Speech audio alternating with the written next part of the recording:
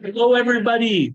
Welcome to Around the Piano. I'm David Grossman. We're here at the Art Gallery, Stonebridge Art Gallery. My co-host is my good friend here, hello, Jerry Hogenhout. We've got a great show for you today. We have Ellen Timms here, counselor here in Wasaga Beach. We have Laura LaChapelle Johnson here from Wasaga Beach as well. And we have online with us Jonathan Weaver.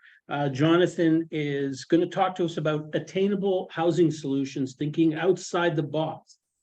I also want to mention that here at the Art Gallery, I will give a little public service announcement. And the Stonebridge Art Gallery in the Stonebridge Town Center in Wasaga Beach had the opening reception for the first annual Inspired by a Lifetime exhibition. The gallery is currently a home for art created by aspiring artists from retirement homes around Wasaga Beach. There are over 120 pieces, examples of art, therapy, self-expression, post-pandemic sessions during seasons 2020 to 2023. If you're watching online, come on in and check it out. Sometime the gallery is open Thursdays and Sundays from 1 to 4. There's going to be lots of great things happening here at the gallery. Always has been, and even more going forward. Lisa Harpel is the current curator and art instructor. She's got all kinds of programs lined up. Lena Tikhanovsky is the program director, and she is also has lots of things lined up. So if you haven't been to the art gallery here, be sure to check it out very soon. So Around the Piano is a show about real estate, and it's about Wasaga Beach community matters and more. And today we're going to talk about the main topic is to get people thinking about creatively about affordable housing solutions and or attainable housing solutions. That's the reason Jonathan Weaver is with us. He's got a very interesting project going on, which we will talk about. But first, we're going to speak with Counsellor Ellen Timms. I'm sure people would love to hear an update from Counsellor Timms. What is happening? We have an all new, well, except for our good friend Joe Belanger, who's here. We'll give him a round of applause. All right. He's also in the house today. He's the only person who was on the previous council. Otherwise, it's all new, including yourself. And we know you've been working hard with the new mayor, Brian Smith, and the whole team. So tell us what is the latest. I guess probably the thing that people are wondering about most would naturally be the beachfront. So tell us what's happening. Well, we can talk a little bit about that, but first I want to thank you for inviting me to come on to your inaugural show. Thank you. I think that what you do to forward the community from an economic standpoint with the entrepreneurs as well as community matters here tonight is really admirable. Thank you very much. And I do want to say thank you to Councillor Belanger, because thank goodness we've got some of that memory in council. It would be so much more difficult if we were all brand new, but luckily there's records and whatnot to follow. Probably something that would be nice to give you a little bit of background is the new council priorities document, and basically that's really just a strategic plan of how we want to move forward during this term. And how it came to be really had a lot to do with our platforms, because if you know the folks here definitely talked to at least one of us during that campaign. Everybody had a platform of things they'd like to see happening. And then I certainly, speaking for myself, learned a lot at the doors of Wasaga Beach and things that really hadn't been on my platform, but were so important in the neighborhoods, like traffic calming and playgrounds for kids and things that I hadn't really been thinking of. So not too long ago, we started having conversations with first our deputy CAO individually and talking about what was important to us and what was important to people as we were campaigning. And then with our CAO, They created that big list, took it to work with the department heads and pertinent staff members, and came back with 84 actionable items under 5 pillars and a brand new vision, which I haven't memorized it yet. Joe might have, but I wanted to read the new vision for Okay. Wasaga Beach. Sounds good. Wasaga Beach will inspire the world as a global leader in sustainability, creativity, innovation, and fun. With thriving businesses, safe, inclusive, and complete neighborhoods, where we will celebrate our rich history and diversity of cultures, our natural beauty, the Wasaga River, Georgian Bay, and the world's longest freshwater beach, a place where people choose to come to create memories that will last a lifetime. So I think that's a pretty aspiring vision. And what we have created, or what our staff has created with all of our desires really, is 5 strategic pillars for change that supports that vision statement. And underneath those pillars, there are 84 actions. So there's a couple I know that are more important. I won't say more important to you, but things that you're keenly interested in, David, and I'm sure Jerry too. The first pillar is complete, where we work to create complete living in a walkable 15-minute neighborhood. And I actually live in one of those neighborhoods. I live near 45th Street. And, I've said for years to my husband, we don't really even need a car because we can get to the medical clinic, to the superstore, Canadian Tire, restaurants, Shoppers Drug Mart, even the LCBO is all within walking distance. And really that's what we're striving to do, so that we have communities where everybody can get the services that they need, either by a short drive or a 15-minute walk. But under that complete pillar, we also have the redevelopment of the beachfront and Main Street. We have things like the viability of bringing back the Dardanella, and I know we enjoyed that space this summer, beautiful sunsets from that balcony. Bringing in some larger tourism events to kind of reignite our industry, the high school, pursuit of the high school, as well as you mentioned, the importance of housing for all. So whether it's the workforce housing, affordable, we need to review our tourist accommodation and our accommodations, and bring in a long-term care facility. We heard that from the folks as we were campaigning. So those are some of the things that fit under the complete pillar.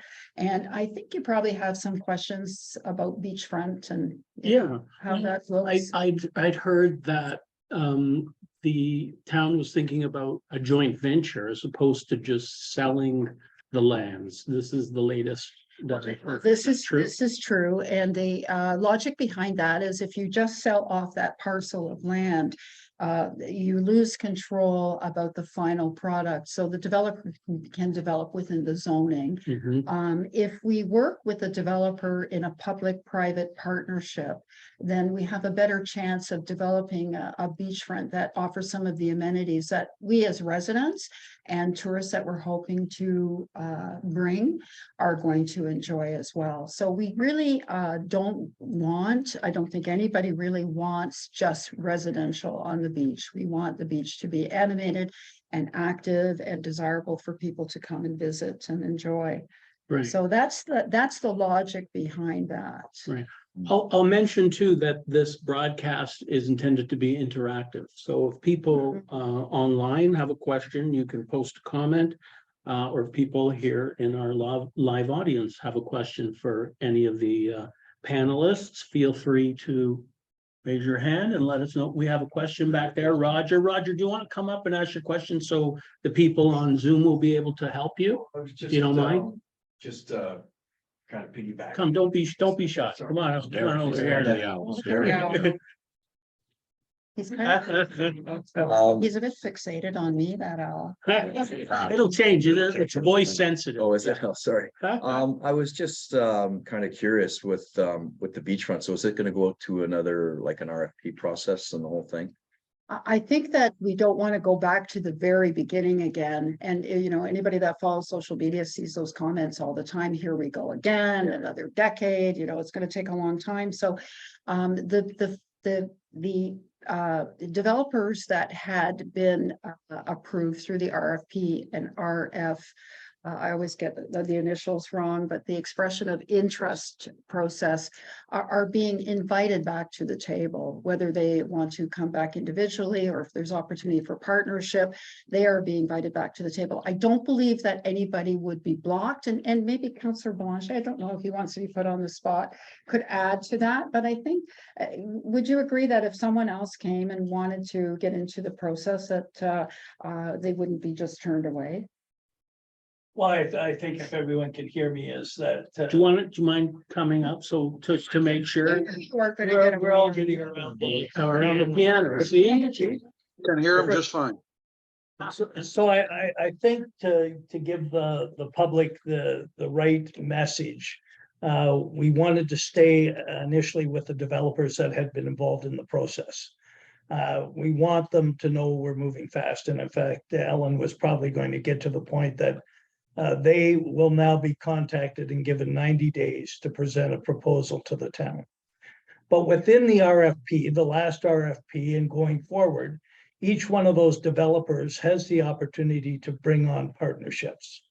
So if there's another developer interested, they would very likely participate with one of the developers from this next round of selection. Mhm. And it could be 1, 2, or 3. The one thing council did agree on is that there needs to be a lead developer.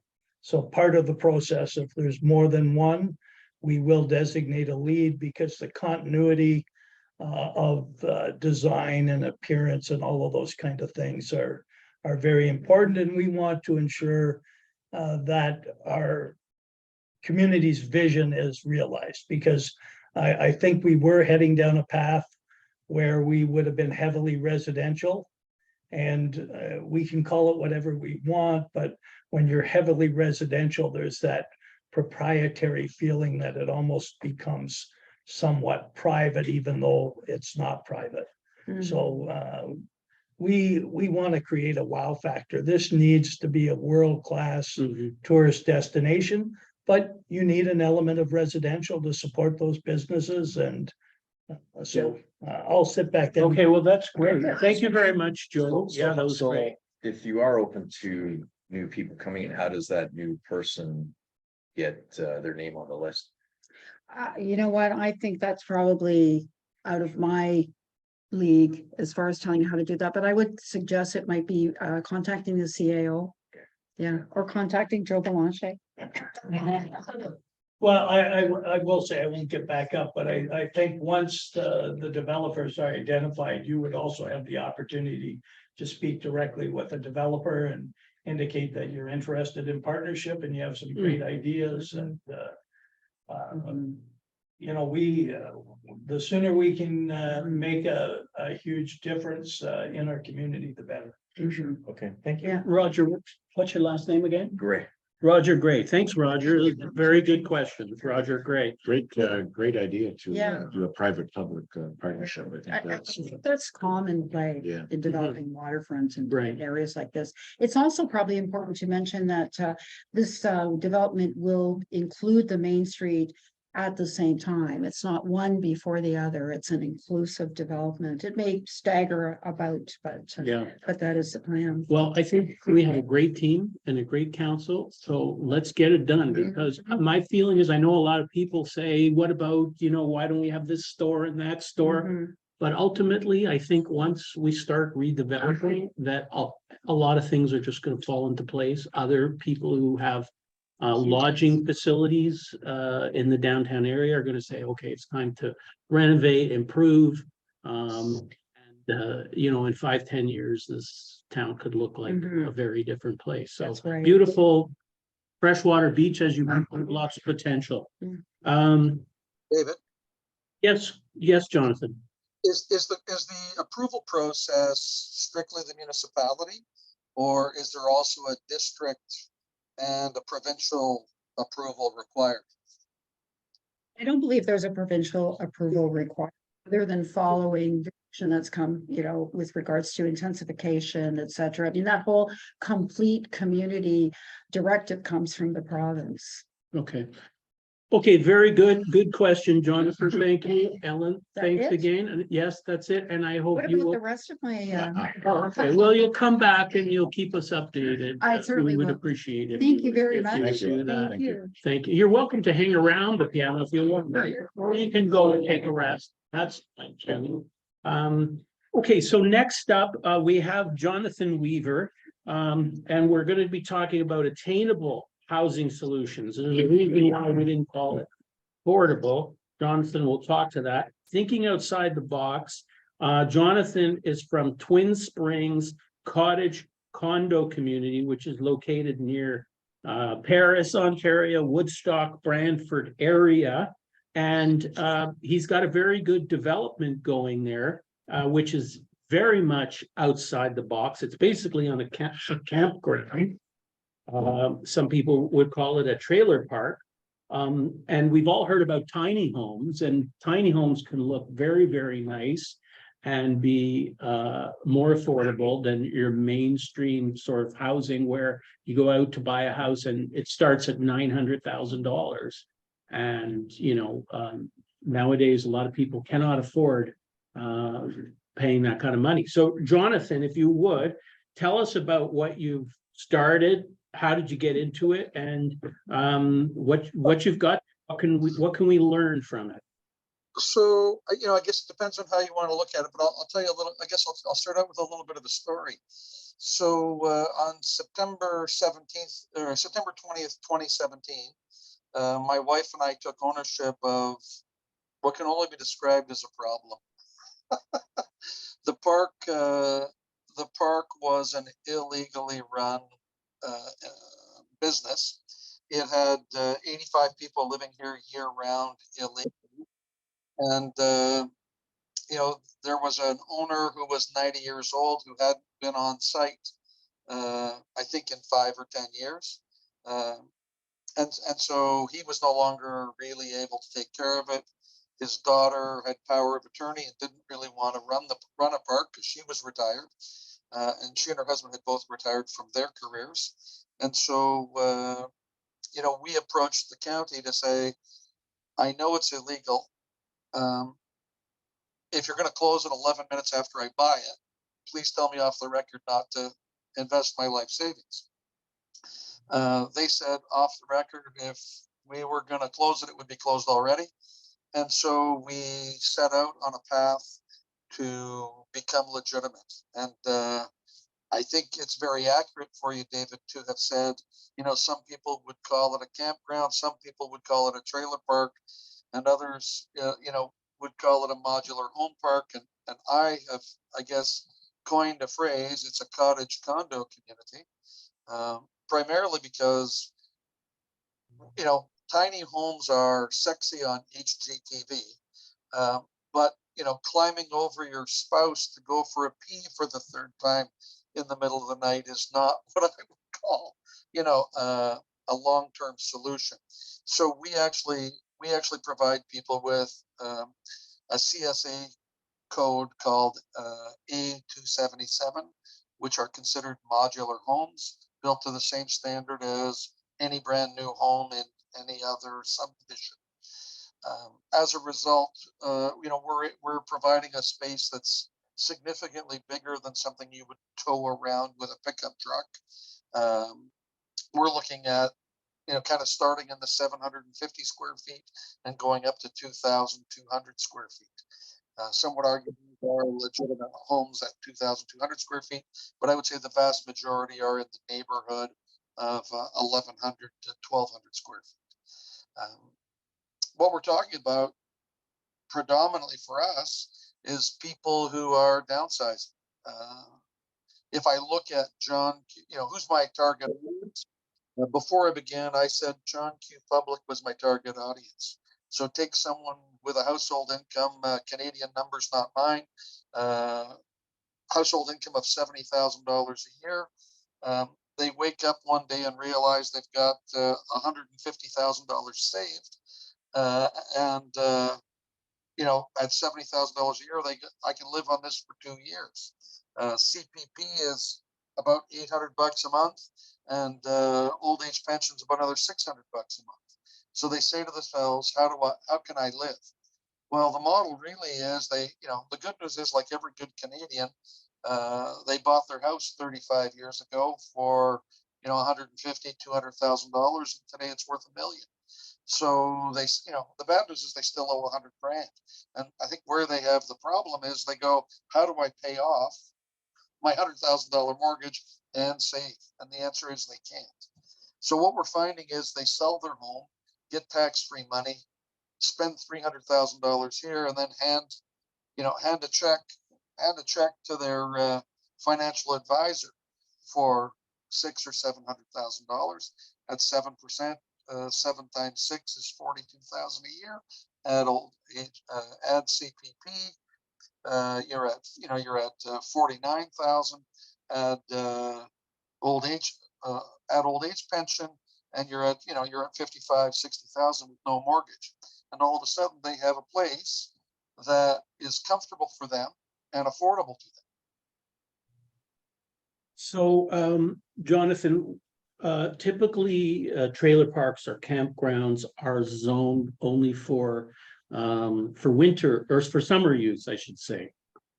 So, but the Ontario government recently announced this Bill 23 that there's a affordability and a shortage, which is in crisis, right? So, we need to think about all potential solutions.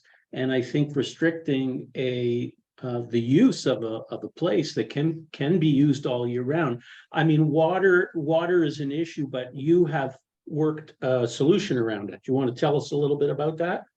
Well, you make a very valid point. Ironically, for forever and a year, municipal governments would blame the provincial government because somebody did finger painting 30 years ago and said, this is where commercial space will be. This is where residential space will be.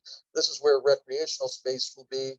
Yeah, and it was finger painting, right, as to where stuff was going to go. Obviously, we've had an explosion in population over the last 20 years, and people, particularly the boomers and some of the Gen Xers, are retiring early and or moving back to where they grew up or to places like Wasaga Beach or out here in southwestern Ontario, and there simply is no housing at all, let alone space to do it. Or space even contemplated for it. So I would say that first of all, you have to start with the willing. And I mean, I'm excited for your new council, not unlike the council when I first got here, I had a council who had zero interest in changing my zoning. They had zero interest in stopping the year-round use, but they had zero interest in getting to legitimacy. Now, fortunately, 4 years ago, we got, not unlike Wasaga Beach, not quite as dramatic as yours. We had more than Mr. Belanger. We had 4 people survive and 6 new people on council, including a new mayor. Fortunately, the mayor had actually grown up in a modular home park, and so consequently was open to it. And we built a pathway. So we actually have our own water purification system. Governed by the Ministry of Health. We get our water tested daily by a third party, and it's tested by the province twice a week. So, there is no concern about that whatsoever.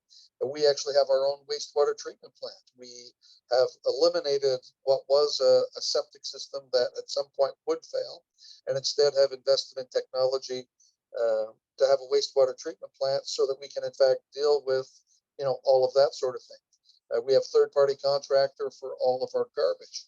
So in fact, we're almost autonomous from the town, save and except, I think we've got about 4 or 5 school-age families living here, and police services. But beyond that, we have our roads are private. We clear our own roads. We are literally, a private subdivision unto ourselves. Jonathan, yeah, just because I've actually visited your park and it's quite interesting what you're doing. Are these modular homes in the same park? So all the all the trailers are still being used as year-round residents, or have you upgraded those trailers and you're building around it? How? So very good. It's an excellent question. And what's funny is I'm excited that your council is looking for, new solutions. Because this is, cleaning up a mess. I mean, I had, I lived when I got here, I probably had 45 people literally living in a travel trailer, most of whom had an illegally constructed attic room on it, and half of them with wood stoves. Okay, I mean, pretty pioneer-like living. We've been very fortunate in that most of those people have been open to the idea that I would buy a modular home and bring it up to code. So we would swap out the windows for proper windows. We would upgrade the insulation, and we've put metal roofs on all the units. And so I literally have, I have a philosophy that says we'll give free homes to the people who were here, and we'll rip off the people who come. Now we have pre-sold $27 million worth of homes. We've sold 120 units. And I don't know how long ago you were here, but we have about 3 to 5 a week being delivered of our pre-sales. So by, we were under $600,000 in rent in 2017. We're currently $1.2 million, and we'll be over $2 million in rent this time next year. It's very, very impressive. I was impressed when I came to visit you because I was curious how you did it, and I'm a real advocate for this type of affordable housing. So very curious what you did, very interested, and congratulations. I think you're setting an example for a lot of other municipalities to follow, hopefully. Okay, good questions here. We have some questions in the audience. Let's start with Colleen. Colleen, you up, please, if you don't mind. And I'm just putting up a screen here to share everybody's contact information. So if anybody wants to make a note of that, Colleen, welcome. Thank you. First, I want to just mention that Claire Weston is here with the Wasaga Society for the Arts, who Thank you. I should have run the art gallery. Yes. That's okay. Yeah. I got your back. Thank you. Thanks, Colleen. Somebody Thank you. I'm the treasurer, so yeah, we just want to make mention of the Wasaga Society for the Arts.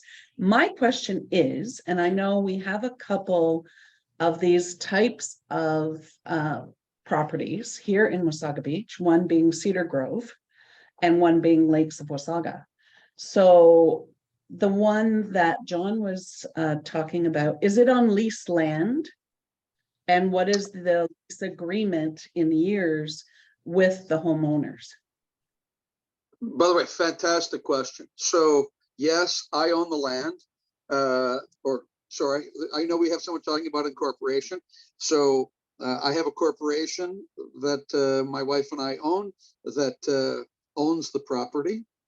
And yes, it is a lease. We actually provide a 1-year lease. Now, the interesting thing about a 1-year lease in Ontario, in the province of Ontario, is that there's no benefit to a landlord to sign more than a 1-year lease. And the reason being, as long as the tenant pays rent, there is zero availability for me to remove that person unless they A, break the law, B, don't pay if they don't pay or if they break the law are really the only 2 circumstances under which they can be removed from the park. Now, it's interesting, you may ask, why would I use a 1-year lease? Well, I cheated because this isn't my lease at all. I went to another park that had financing under CMHC, and because you have to get your lease approved, I just took their lease and switched the name of the landlord from the other park to my name.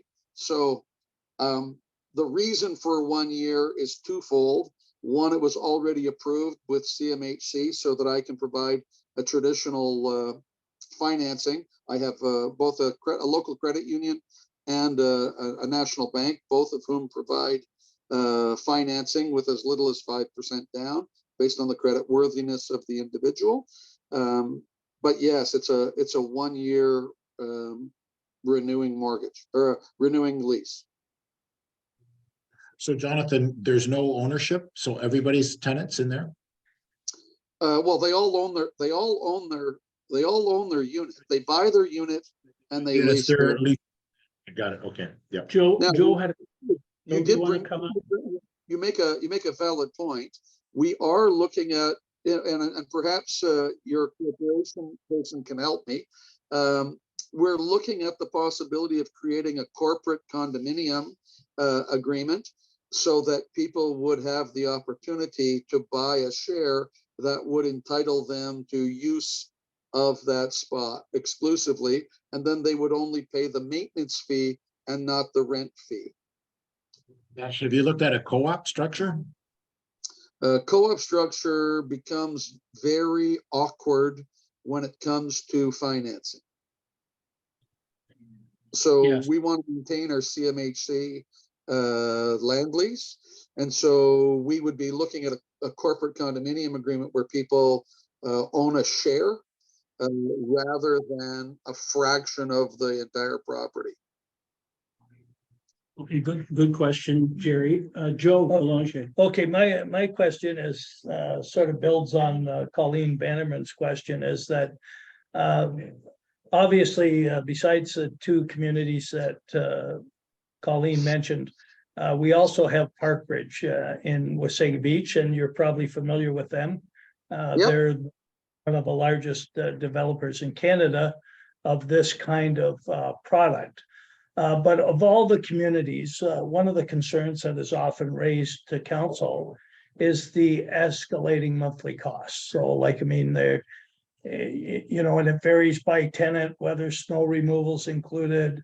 What about the utilities? So when you say you're providing water and equipment and treating wastewater, there's a cost attached to that.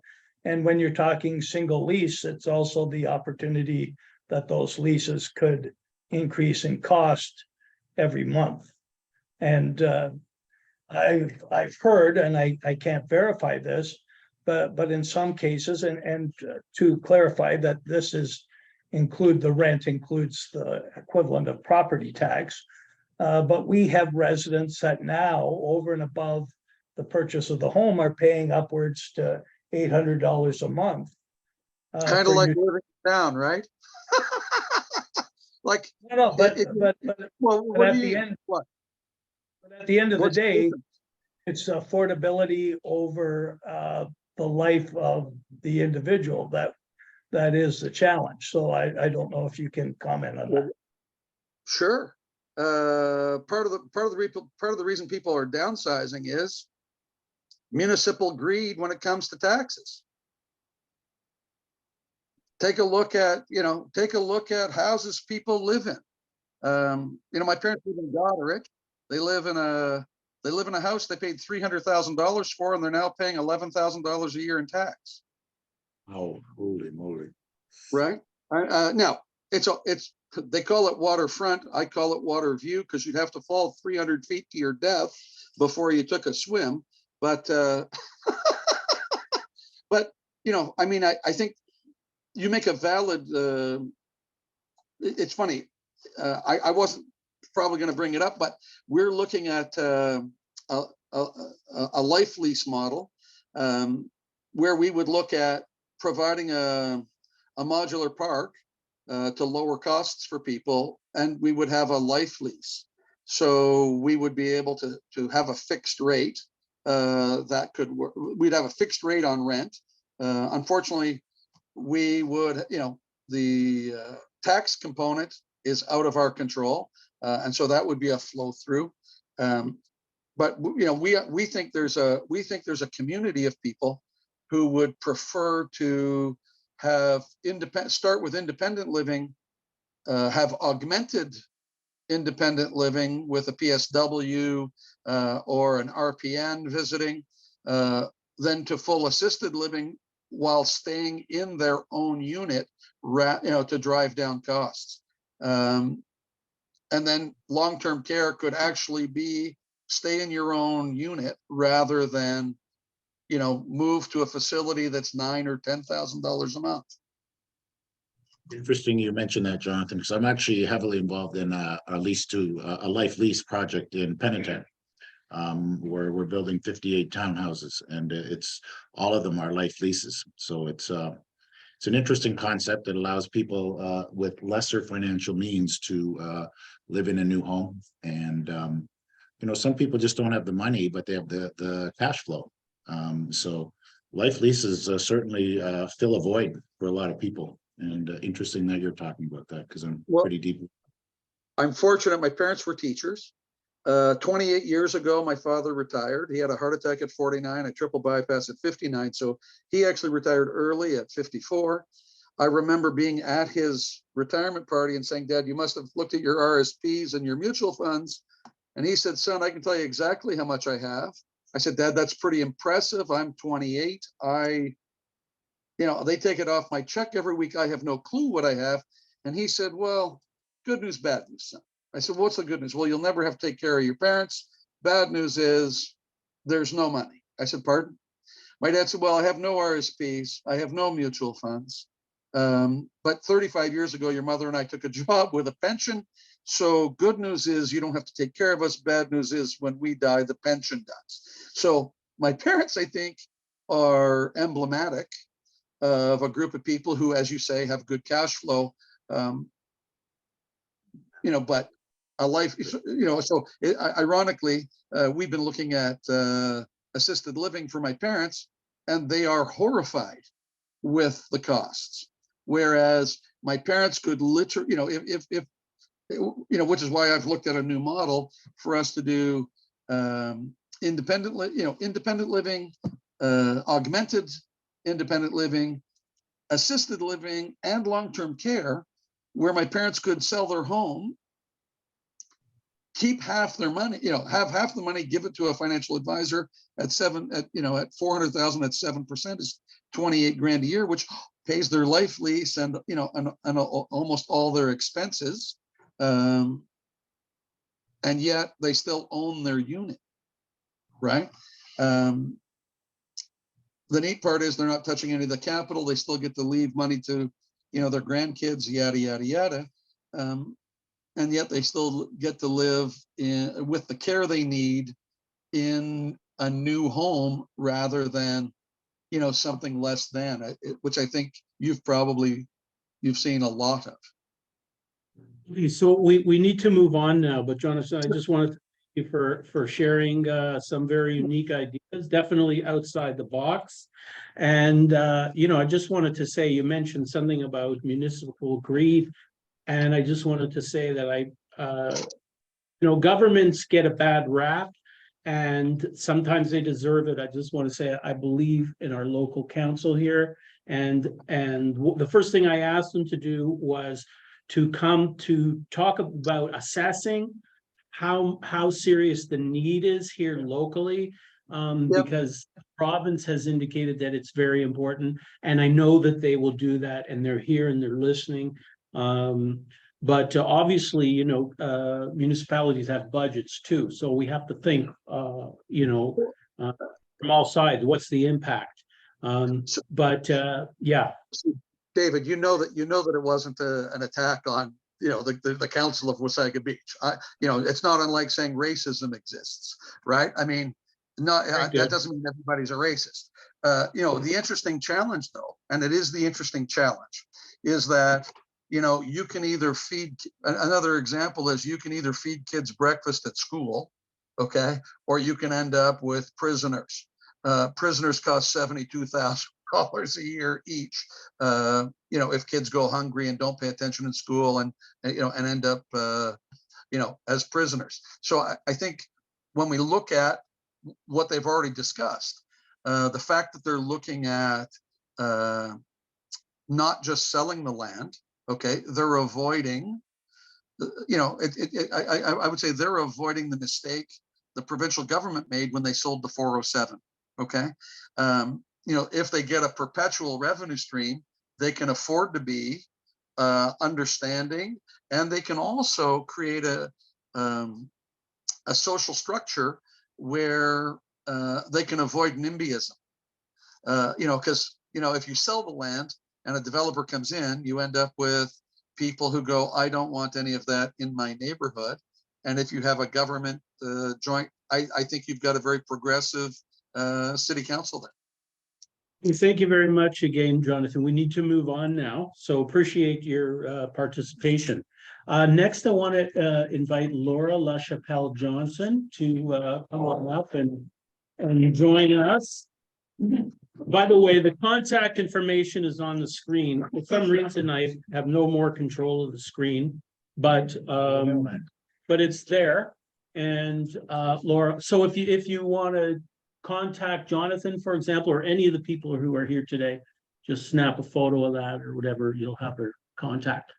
Laura, welcome. It's very nice to have you here around the piano with Jerry and I and all of our friends here. This is exciting. Locally, yeah. Pleasure. So we met first through a School of Rock. You called me. I did. I guess you heard my name from somebody, and brought me right back to my childhood, to high school and so on. And I got to have a part in that play, and now I'll have a part too, if God willing, in Willy Wonka. Willy Wonka. Willy Wonka. Yes. So for which rehearsals are already underway. So Yes, we've begun rehearsals. okay, so let me tell you a little bit about Laura. Laura is a program director with Making Change. Making Change is an organization that is promoting awareness of Black issues, discrimination and so forth. And you're involved with this organization. And one of the things that the organization is doing this month, Black History Month, is a mosaic of Black culture. It's going to happen this month, this Saturday, actually 10 a.m. to noon, here in town at the Recplex. So I'll ask you to tell us about that. But first, I wonder if you can tell us a little bit about your theater background, because you are also the artistic director here in town, and you've had a lifetime in the theater. And you told me a story the other day, which was very moving. And I'm wondering if you could share it. You've been on stage since you were a kid, and you used to work with your dad. You want to share that? Would you share that with us, please? Yes, Okay, thank you. As most actors, we all love talking about our theater and experiences. So it's always a pleasure to talk about theater experiences and the joy of being on stage as an actress. My very first play, I was 10 years old. I was the fairy godmother in Cinderella in a little community called Dunedin. I don't even think it's called a town. It's a hamlet, the hamlet of Dunedin. And we had a little church theater group, and we did Cinderella, and I was a fairy godmother, and I was a bumbling fairy godmother, and I had my wand, and I would be tripping all over stage, and the audience was laughing. And I realized the joy of grabbing the attention of the audience and the thrill of the laughter. So I fell in love with theater ever since. But my dad was the one that had introduced me to theater. He is an actor from Toronto, and he started to direct shows. And then we moved up here in 1981, lived in Creemore, and he wanted to start local theater. So I watched him direct shows, and then just, got through the process and fell in love with it. Now, your dad passed away you were in the middle of a production. Yes, I was in fact in the middle of my first adult production, Romeo and Juliet, and he played Friar Tuck. And unfortunately, he did pass away in a car accident suddenly. But what was so moving about that experience, in spite of all the grief that everybody in the cast, because everybody loved my dad, we pulled the show together. A dear friend of his from Toronto came up and said, I would like to do your dad's role. Let's do this show, because I know that's exactly what Tony would want. And it was so touching. And he actually has a tree at the Collingwood Museum there in his honor for his theater and community service. That's a very moving story. So when they say the show must go on. Yes. That's And I think that's why Scott was moved to do that. to do his part. That was always something that was very strong with my dad, is the show must go on.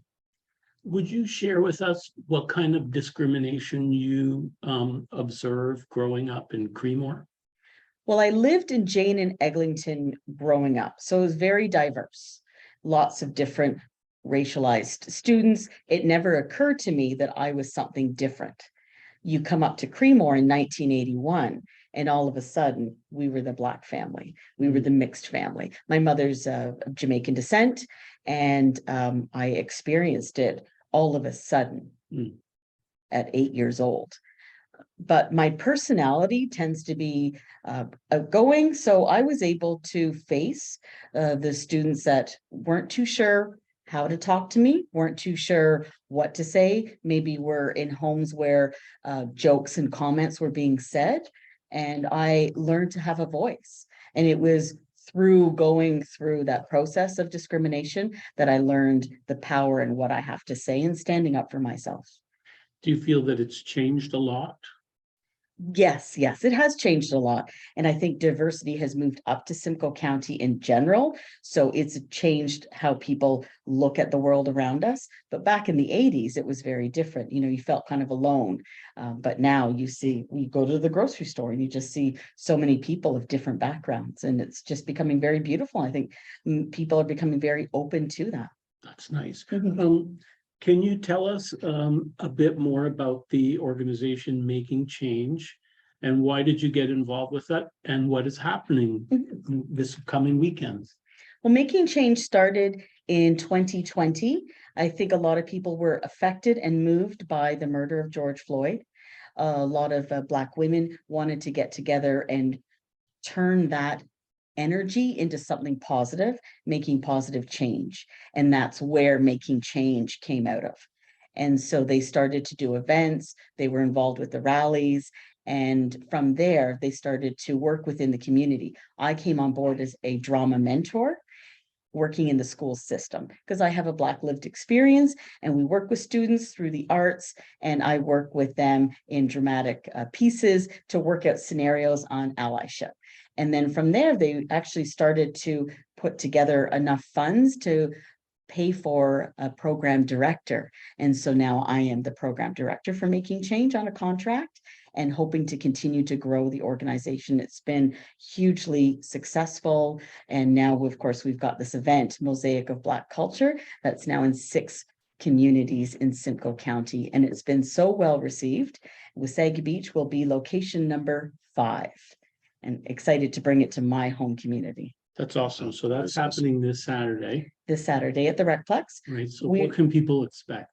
Well, what you can expect is fun, free family edutainment. And that's the word that we like to use with that. You're having an opportunity to learn about the importance of diversity and inclusion, awareness of anti-Black racism issues, but in a family approachable manner. And a lot of times people don't necessarily want to sit down and have a heavy lecture on those issues.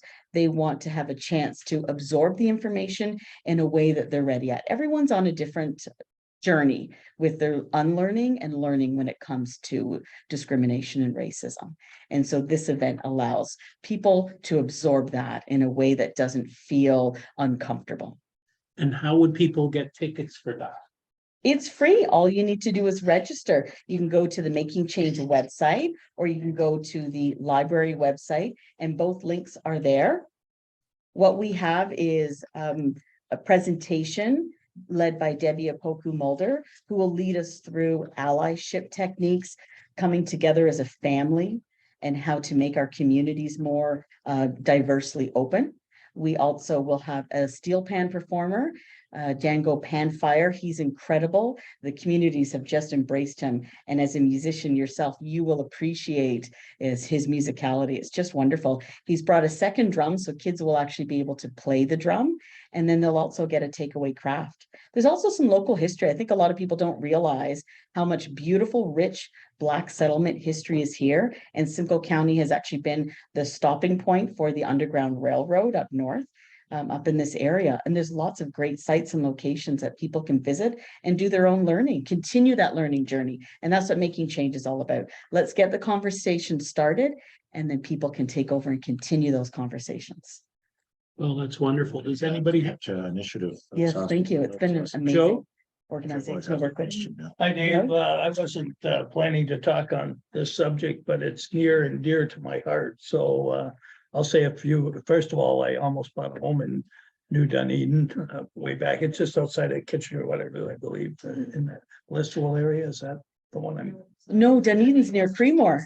Oh, okay. I'm thinking of a different. It was at Eden anyhow. And I apologize. I'm out of town on Saturday. Otherwise, I would have come and saw that.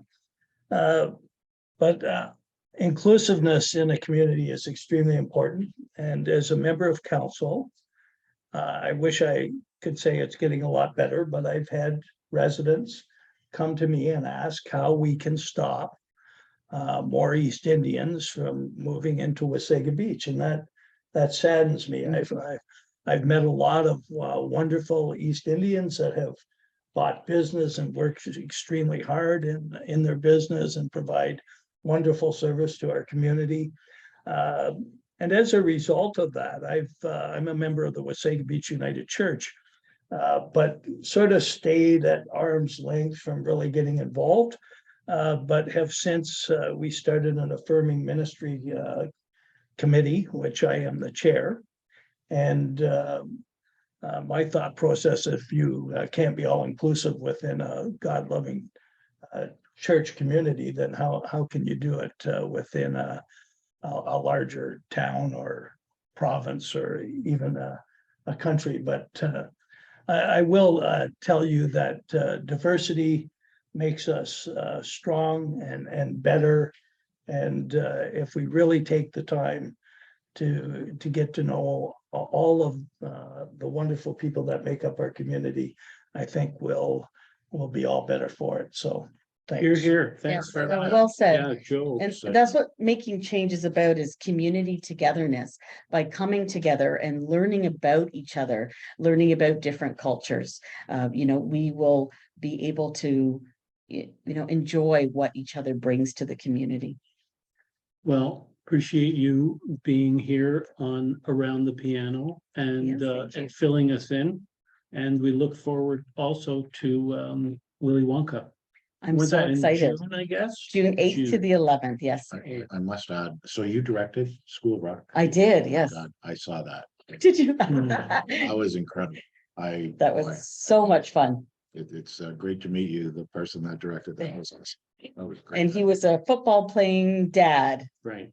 Yeah, I came to watch David and I saw quite the Yeah. show. It was a lot of fun, lots of energy. There's an incredible talent here. So I'm honored to be an artistic director working for the town of Wasaga Beach and bringing this youth musical theater program. It was great to see a lot of youth, a lot Yeah. of kids, give them something to do and really express their artistic talent. It was awesome. It was Well, great. wait till you see Willy Wonka. We have now, I think, 40 registered that are going to be in the show. There was 28 in School of Rock. So yeah, It's growing.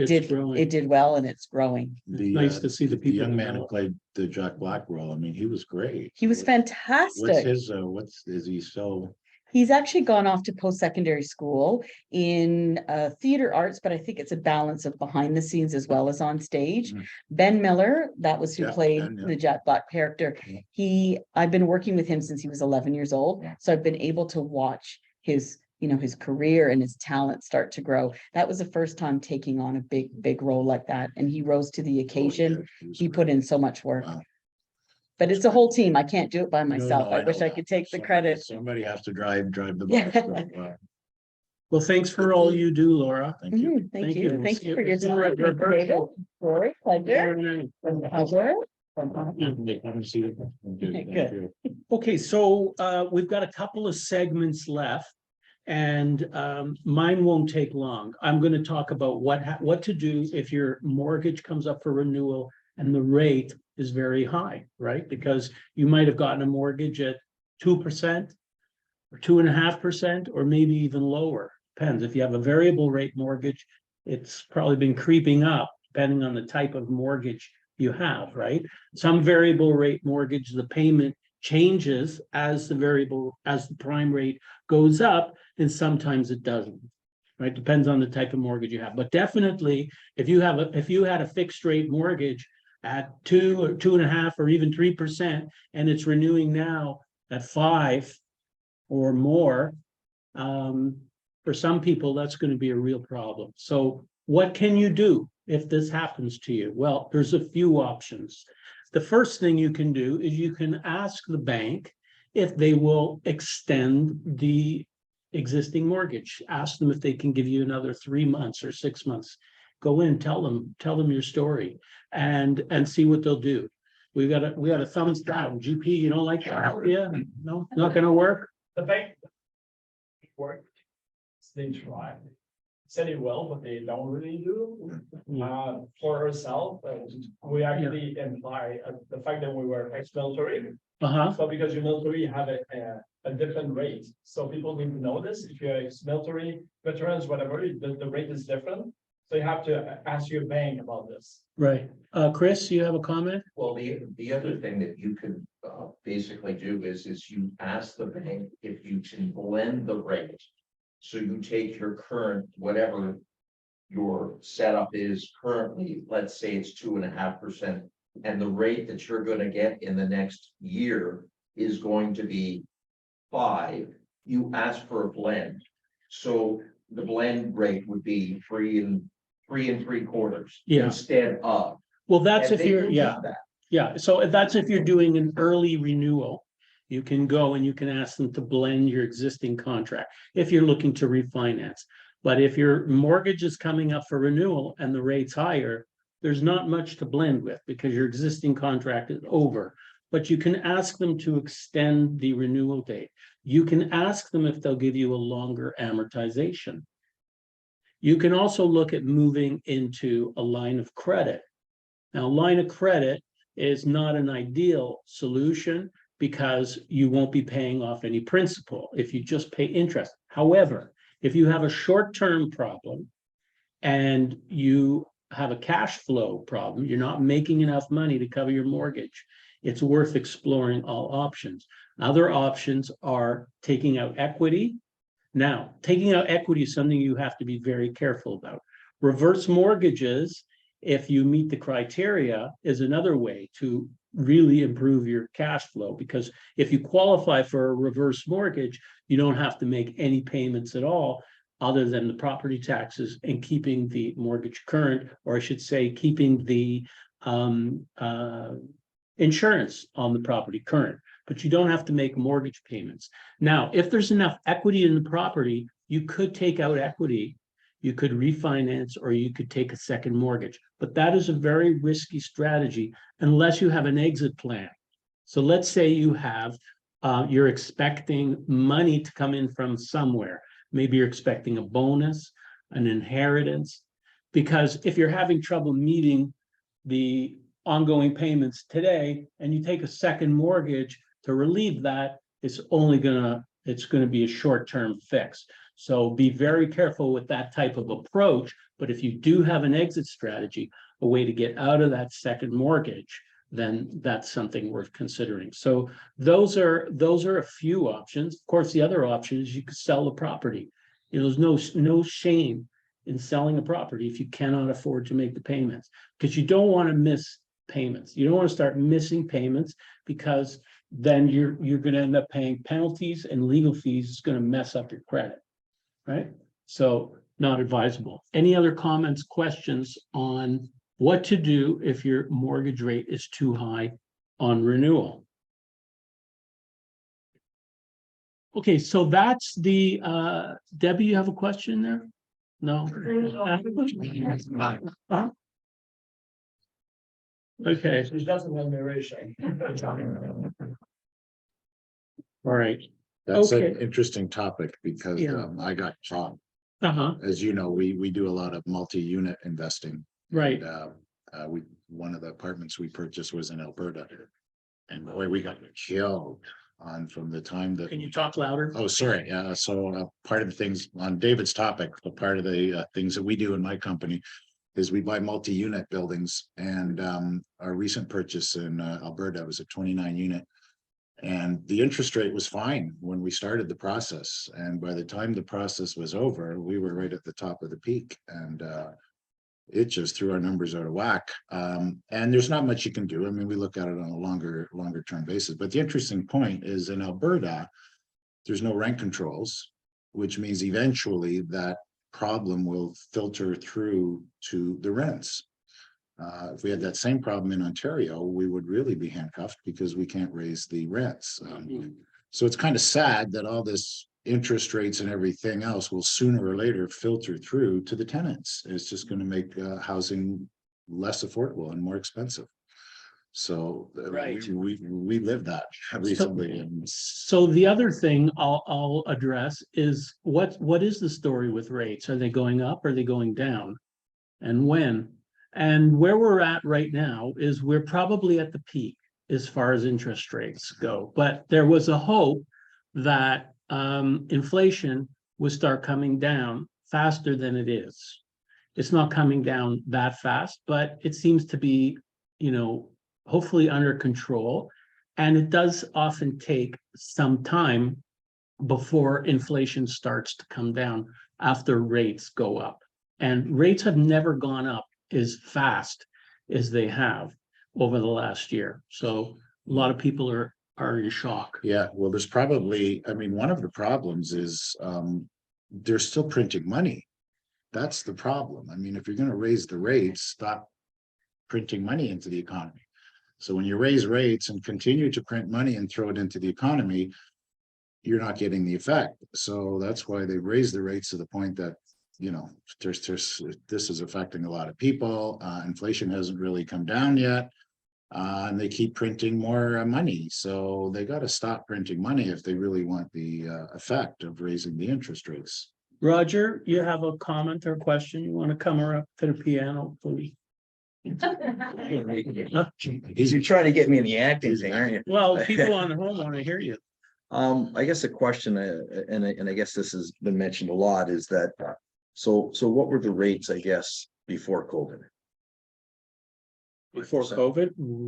Oh, yeah, no, they weren't that low, but I see your point. So Yeah, so, right. so I mean, obviously, you saw a big shift, obviously with COVID, they dropped them down to, record lows that we've never seen. I mean, my first house was 12% on the first, 18 on the second, right?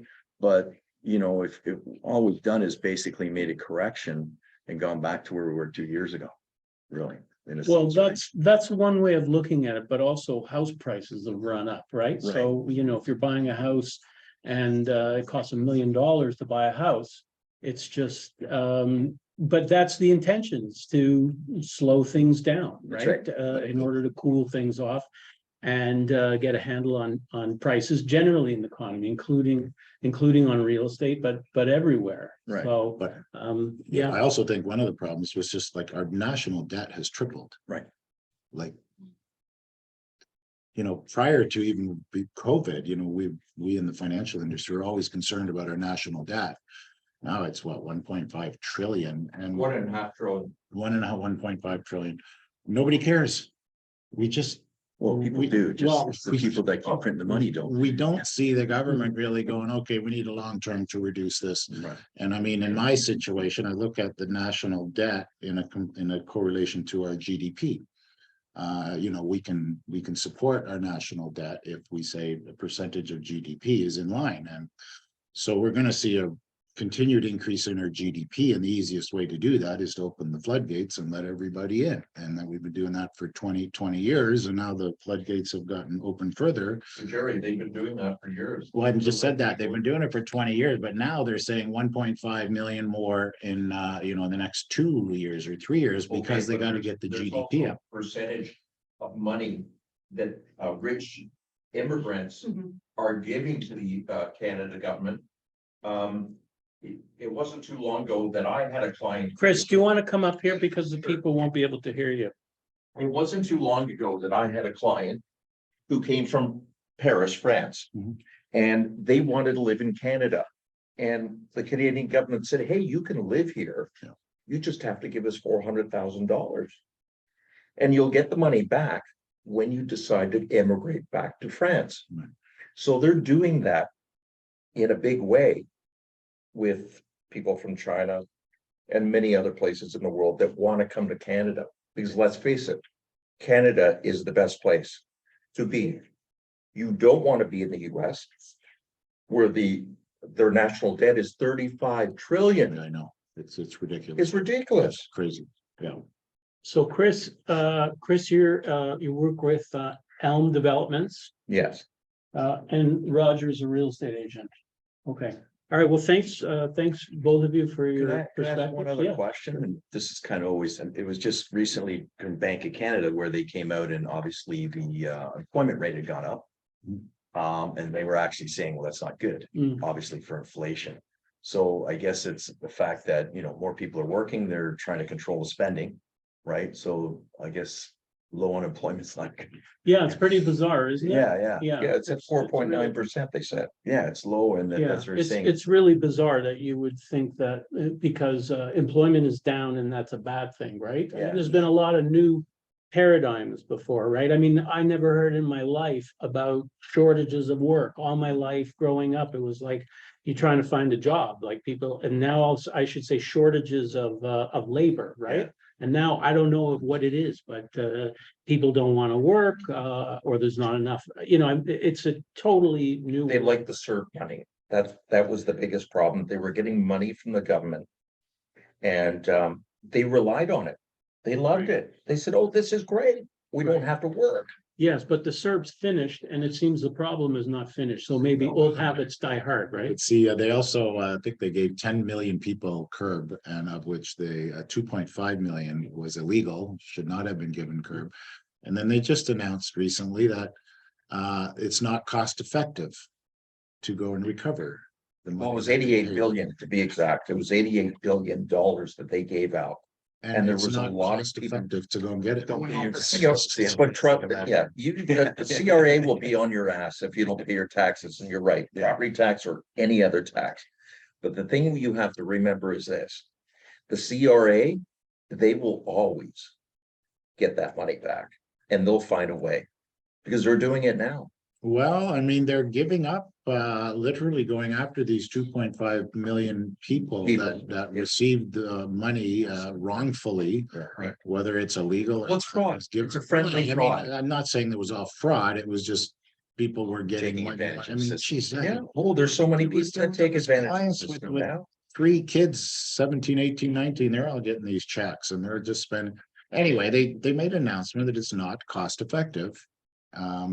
To spend the money to recover So that we're money. just gonna have to print more, aren't we? That's right. And that's the Yeah. problem. They keep Yeah. printing money and And they it'll- keep raising the interest rates, and the interest Yeah. rate that they raise doesn't have the effect. Well, They keep Just printing like the money. rent, it'll go back down to the individual's taxes. But do keep in mind, the rent rates also go up through rent tribunal, 2.5% per year.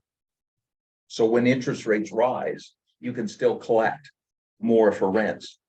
The affordability, it doesn't exist. It did exist for Twin Spring cottages. But keep in mind, he also charges a lease, a land lease. So anybody could buy a cottage and buy a piece of land and put that cottage there and live out in the woods and the boondocks. Now, what he's selling Twin Spring cottages, I didn't get a chance to ask him. But he's also charging people rent, like Joe had mentioned. There are people in this town that pay $800 to $1,100 a month, every month for Park Bridge. And they paid that in Toronto or wherever they came from. Well, GTA. These monthly condo costs, I mean, they just go up and up and up and up and up. And they don't stop. And, you know, the Park Bridge as well. Yeah, remember you selling it. Thanks, Chris and Roger. So Jerry, yes, with sir. this is our last segment with Jerry. I had called the segment the benefits of incorporating or should you incorporate, but I think let's be flexible here. Tax time is coming up. Mhm. If anybody has questions for an accountant, they can ask. Or if you have any specific tips or something like that, What do you want to tell us? Well, I'll just touch on incorporation a little bit. We can open it up if you Sure. want. Because out of my company, we look at it a little different. I mean, as an accountant, obviously we use corporations to hopefully save tax when we discuss incorporating with clients. We go through a cost benefit analysis to see, hey, it's going to cost you this much. How much tax are you saving? So we certainly want to save more taxes than the cost. So pretty simple cost benefit analysis. But in our company, we also do investment management. We're real estate investors. So, we take the whole incorporation process kind of within the tax, but also into the financial planning side of it. And I always explain to people that an incorporation, it allows us, like, it's a conduit to channel your income through. And what that means is if you don't have a corporation, you're simply going to earn what you earn, either as an employee or self-employed. If you're self-employed, your gross income minus expenses equals net income. That's just going to hit your tax return at either 20%, 30%, 40%, or 50%. If we set up a corporation, if it's cost effective, then we can channel that income through the corporation, and lots of things happen. One is we get to characterize that income. Okay, the corporate tax rate is 12%. So quick math, if we're in 20, 30, 40, or 50% tax bracket, and corporately we pay 12%, well, there's some savings there. But another big thing is what I call characterizing the income. So if we flow the income through a corporation, we can decide how we take it out: management salary, a bonus, a fee, a wage, or a dividend. And a dividend in my world is very important from a financial planning, retirement planning, estate planning point of view, because I've always been somewhat critical of Canada Pension. And it hit home very recently to me once again, when my 64-year-old friend died, who started work at 18 years old, hardworking HVAC person, getting up at 6 a.m, working hard till 5, 6. And he had contributed to Canada Pension from age 18 to age 64, died. The amount of money, and you got to understand, when they have the Canada Pension is taken off your paycheck, put into your very own Canada Pension account. So it's your money. My friend dies at 64. We've done the calculations many times. There's got to be close to $1 million in there. Could have cut it at 60.02, Jerry. It could have, but he didn't. But the point I'm making is he passes away at 64, close to $1 million in his Canada Pension account. Government takes it. They go, here's $2,500 for your death benefit. And every time I either experience it personally or read these stories, I just cringe. And I'm like, I hate to say it like this, but it's one of the biggest ripoffs out there. It really is. So what does that have to do with incorporating in dividends? Well, if you incorporate, if you channel your income through that, and if you take it out as a dividend, you pay no Canada Pension. So now you're not contributing to your Canada Pension. That saves you now, we're over $7,000 a year. Okay, that the system would want you to be putting into Canada Pension. So if we incorporate, if we use dividends, we have an option. Again, I don't force it on my clients, but I say, hey, if you don't want to pay the $7,000, don't. We'll do it through dividends. Now, we still have to save for the future. So I basically say, don't take that $7,000, $6,500 a month and set up your own savings plan. And that's your money. Nobody can, they can't take it away from you when you die. So it's another little twist on the corporate when we do, financial planning and everything else. Plus, again, it has that attractive 12% tax rate. So again, we deal with a lot of real estate investors. So the corporations also have a 50% tax rate for inactive income, passive income, which if you have a rental property, gross rent minus expenses equals net income. If that's in a corporation, that gets taxed at 50%. So that's passive income. That's not good. But there's ways we can use corporations for management purpose. I don't want to go into a deep dive into it, but we can. The whole trick to me in a corporation is to access that 12% tax rate and optimize it and allow the client to make a decision about the CPP And we also use a lot of the corporate, because if you are paying the 12% tax, you're earning 88 dollars. So you're saving a lot more money within a corporation. And then what we try to do in our companies, we try to do kind of lifestyle investing in a corp. And by that, I mean, we hold assets in a corporation. I know we're working on a project right now in the Dominican where we can hold the asset in a corporation, have some personal use, but also set it up as a business venture. So it becomes a corporate asset. We flow the income into the corporation. We pay our 12%. We, have some personal use out of that, because technically a corporation, the reason they have the low corporate tax rate is, in theory, you're supposed to earn the income, and they give you a low corporate tax rate in order to take that money and reinvest it back into your business and grow your business, have more employees and all this. But the reality is, a lot of people really aren't growing businesses as far as getting more employees. They just want the income to channel in there and pay the 12%. So we're saving a lot more money. So CRA frowns upon us using our corporate money for personal use. So again, what we do is try to create some kind of lifestyle investing where we create an asset. Again, we're doing it in the Dominican. We just put an offer in on a 19-unit building where these units can be held in a corporation. We Airbnb it, so it's a business venture, so it satisfies all the CRA rules.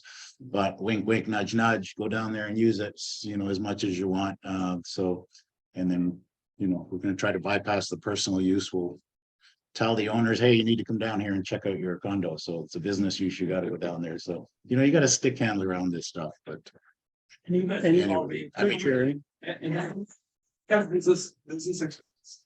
exactly. Honest, and that's true. Like if I'm driving that bus. So I mean, if for my investors, if they want to come down for 2 weeks, like, oh, here, quick, let me send you a letter that we think you should come down to inspect your condo. So that's just, playing around with it. But yeah, there's a lot of benefits. And, You got a question? Can I ask a question?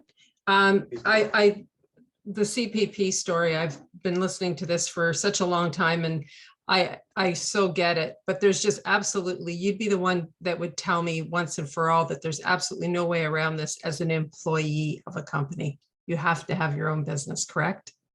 Yeah, really, and a corporation isn't going to, in most cases, if we just have people with working employment jobs, not many times the cost benefit analysis works within those structures. Right. But there's just there's absolutely no way, though, that you can work for a company and say, I wish to be exempt from paying CPP and take that money and invest it. You cannot opt out. And this problem has gotten bad, and it's going to get worse. We all know about the aging population. I don't have the stats at the top of my head, but it used to be there was 5 people working to fund 1 senior. Now it's like 1 person working to fund 5 seniors or something like that. And it's going to get worse and worse. So that $7,000 premium is going to go to $8,000, $9,000, $10,000. And that's a lot of money. It's one thing if you make a lot of money, but if you're just making 50, 60, 70 grand, and before you pay 1 penny of tax, the system requires you to send over $7,000 into your Canada pension fund that you may never even access. That's a problem. And there's ways around it. I mean, again, as a business for self, though. Yeah. If you're an employee, you cannot opt out of Canada pension. No. Okay, so thank you. Thanks for the question, Annette Levine. Jerry, do you want to tell us about what you got going on? You're doing these investment clinics or something once a month? Do you want to tell us? Oh, yeah. So what we do for our clients, and for anybody, you don't have to be a client. We all want to give back to our communities, and we do it in different ways. And one of the things I decided to do is just do a monthly webinar, no cost, no nothing. And just give information out, just like you're doing here. I look at it. So basically once a month I talk about taxes, I talk about investments, I talk about real estate, strategizing, retirement planning, estate planning. It's free. We do it on the last Thursday of every month, which happens to be this Thursday. So anybody can join us. You can just sit and listen. If you want, you can go to my website, canadianinvestmentservices.com. There's a CIS webinar tab. Click that, put in your email address, and you'll get the invites. So it's just a way that we try to just give back, give people the information. You know, in our company, we really, especially on the investment side, we really want to educate people, get them involved with the decision-making process. Even though we are an investment company, we always say we don't sell anything. We have access to everything, but we want the client to kind of get involved and help make the decision. So we kind of proudly say pretty well all of our clients are invested in what they want to be invested in, not something sold to them or rammed down their throat by these banks and big investment companies. You know, I have a problem with mutual funds. I mean, God, do I dare go down that road? I mean, these mutual funds there's very high management fees to these things. And when we deal with clients, again, we're more real estate focused. When we invest money, you know, there's two things we have to do. One is protect capital, one is get a rate of return.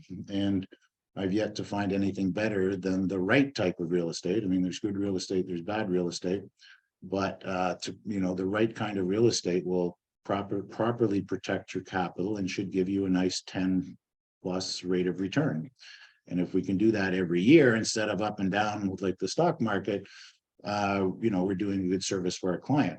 I look at these mutual funds and I cringe when I see these things. The management fees are so expensive.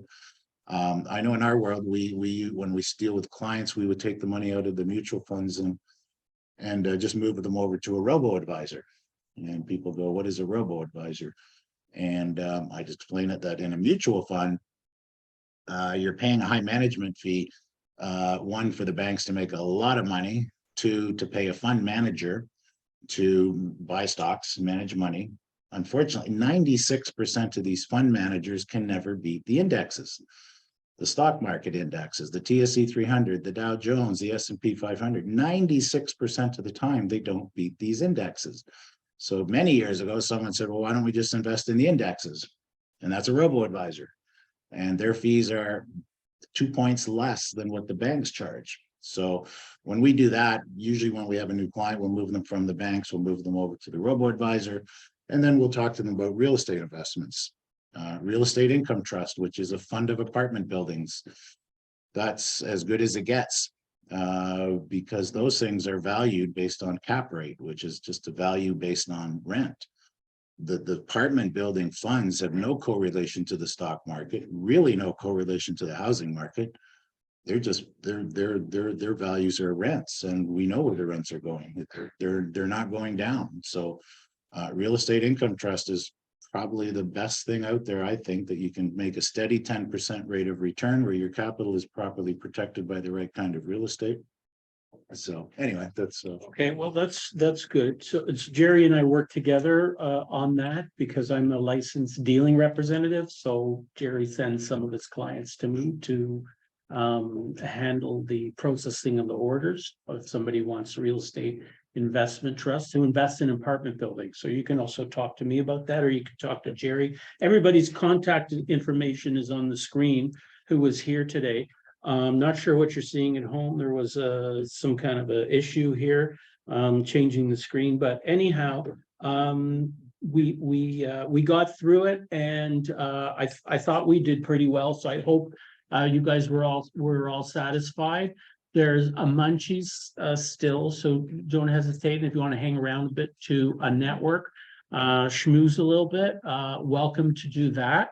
I just want to mention thanks to Claire Weston and Colleen Bannerman from the Wasaga Society for the Arts Board of Directors, who gave me the opportunity here, gave us the opportunity to run this broadcast here around the piano. The cost of tonight's event is being picked up by myself and by Jerry, so please consider us if you need mortgage or accounting or investment advice, and please feel free to reach out to all or any of the participants. We hope you learned something, and we really appreciate you all being here tonight. So thanks for being part of tonight's first broadcast. Thanks, David. Thanks, Jerry. Thank you. And thanks to all of you at home. And we will see you again next time. Bye for now. We'll be back in 2 weeks. Thank you. Okay, bye, everyone. Ciao.